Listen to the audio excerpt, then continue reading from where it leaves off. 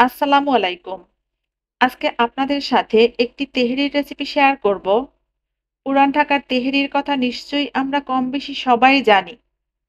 আজকে সেই পুরান ঢাকার পারফেক্ট তেহরি রান্না করে দেখাবো। আর তেহরি খেতে কিন্তু আমরা সবাই ভীষণ পছন্দ করি। আর এটা যদি পারফেক্ট ভাবে বাসায় তৈরি করা যায় তাহলে আর রেস্টুরেন্টে কেন? খুবই সহজভাবে রেসিপিটি দেখানোর চেষ্টা করব। আশা করি পুরো ভিডিও জুড়ে সাথেই থাকবেন। তাহলে চলুন কথা না বাড়িয়ে তেহরি রান্না করতে থাকি। প্রথমেই আমি তেহরি রান্না করার জন্য মশলাটা তৈরি করে নিব। সেজন্য আমি প্রথমেই নিয়ে নিচ্ছি ৪ টুকরো দারুচিনি।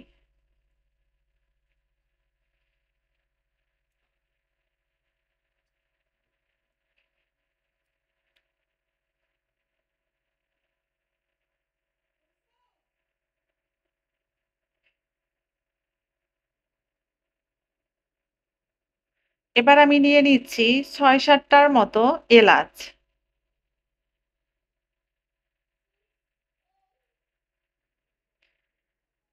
আমি একটি জয়ফল নিচ্ছি, এখান থেকে আমি অর্ধেকটা দিয়ে দেব।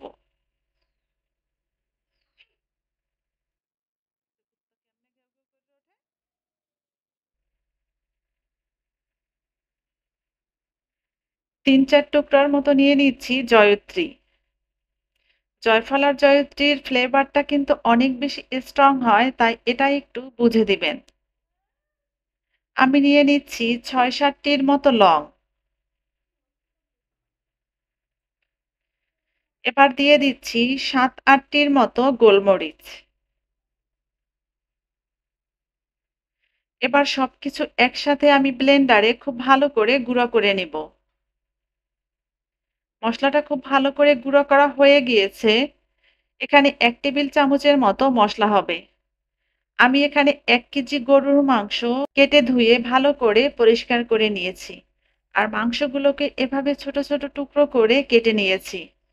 আর তেহারির ভিতর মাংসটা কিন্তু একটু ছোট করেই টুকরো করে দেওয়া হয়। আজকের তেহেরিটা আমি সরিষার তেল দিয়ে রান্না করব। সেজন্য আমি নিয়ে নিচ্ছি ১ কাপ সরিষার তেল।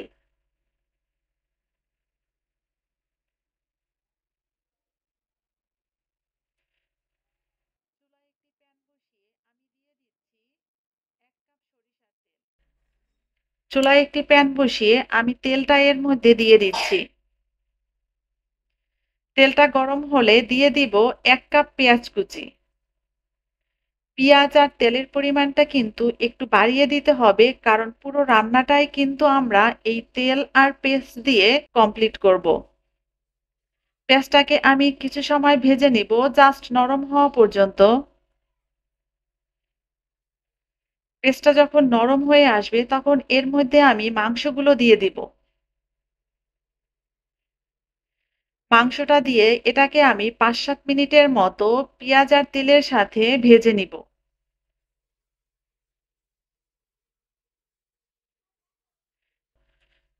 মাংসটাকে আমি ৫-৭ মিনিটের মতো ভেজে নিয়েছি। এবার আমি এর মধ্যে দিয়ে দিব সেই গুঁড়ো করে রাখা মসলাটা। এবার দিয়ে দিচ্ছি টক দই ২ টেবিল চামচ।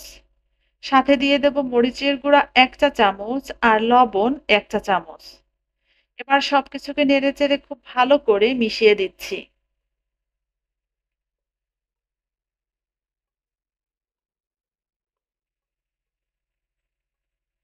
এবার ঢাকনা দিয়ে ঢেকে এটাকে কিছু সময় জাল করে নিব। কিছু সময় জাল করার পর দেখা যাবে মাংস থেকে বেশ অনেকটা পানি ছেড়ে দিবে। এবার এটাকে কষিয়ে পানিটাকে আমি টানিয়ে নেব।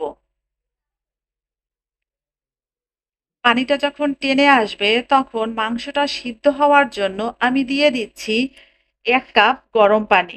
মাংসটা সিদ্ধ হতে আপনার কাছে যদি মনে হয় পানির পরিমাণটা আরো দিতে হবে তাহলে আরো পানি এড করে দিবেন। এবার ঢাকনা দিয়ে ঢেকে আমি মাংসটাকে ৫০ মিনিটের মতো জাল করে সিদ্ধ করে নিয়েছি। মাংসটা কিন্তু এখন পুরোপুরি সিদ্ধ হয়ে গিয়েছে আর ঝোলটা টেনে কিন্তু তেল উপরে উঠে এসেছে। এবার একটি ছাঁকনির সাহায্যে আমি এখান থেকে শুধু মাংসটাকে উঠিয়ে নেব। বাকি যে তেল আর মশলাটা রয়ে যাবে এর মধ্যেই কিন্তু আমরা চালটা ভেজে নিব। আজকে তেহেরি রান্না করার জন্য আমি এখানে চিনি গুঁড়া পোলাওর চাল নিয়েছি ৩ কাপ। চালটাকে আমি রান্নার ঠিক ১০ মিনিট আগে ভালো করে ধুয়ে পরিষ্কার করে পানি ঝরিয়ে রেখেছিলাম। এবার সেই চালটাকে দিয়ে দিচ্ছি।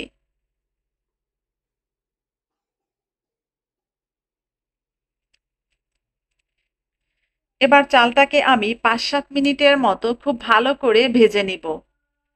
আর চুলার আঁচটা অবশ্যই লোতে রেখে চালটা ভাজতে যাবেন, তা না হলে কিন্তু আবার তলানিতে লেগে যাবে।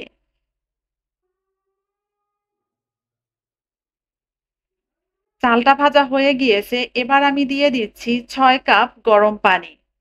এখানে পানির রেশিওটা একটু বলে দিচ্ছি, আপনার যে পরিমাণে চাল হবে তার ডাবল পানি দিতে হবে। আপনার যদি চাল হয় ২ কাপ তাহলে পানি দিবেন ৪ কাপ। যদি চালের পরিমাণ হয় ৩ কাপ তাহলে পানি দিবেন ৬ কাপ। এবার আমি দিয়ে দিচ্ছি ২ টেবিল চামচ গুঁড়ো দুধ আমি পানিতে গুলে নিয়েছি। দিয়ে দিচ্ছি লবণ ১ চা চামচ আর চিনি ১ চা চামচ। সবকিছুকে নেড়েচেড়ে মিশিয়ে দিচ্ছি। আর এ পর্যায়ে এসে অবশ্যই কিন্তু লবণটা চেক করে নিবেন। এ পর্যায়ে এসে যদি লবণটা চড়া মনে হয় তাহলে বুঝতে হবে রান্নার শেষে লবণটা একদম পারফেক্ট হবে। আমার কাছে লবণের পরিমাণটা একটু কম মনে হয়েছে, তাই আমি আরো ১ চা চামচ লবণ দিয়ে দিলাম। এবার নেড়েচেড়ে আবারও একটু মিশিয়ে দিচ্ছি। এবার ঢাকনা দিয়ে ঢেকে পানিটা টেনে আসা পর্যন্ত অপেক্ষা করব। আর পানিটা টেনে আসা পর্যন্ত কিন্তু চালটাকে পুরোপুরি আবার সিদ্ধ করতে যাবেন না। চালটা জাস্ট শক্তই থাকবে কিন্তু পানিটা টেনে যাবে।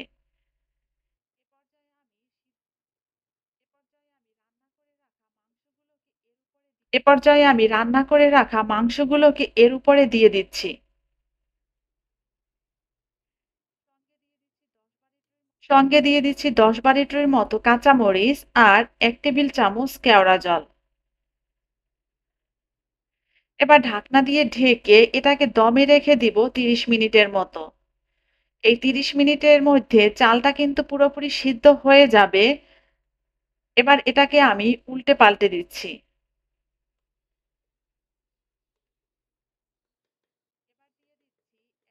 এবার দিয়ে দিচ্ছি ১ টেবিল চামচ ঘি।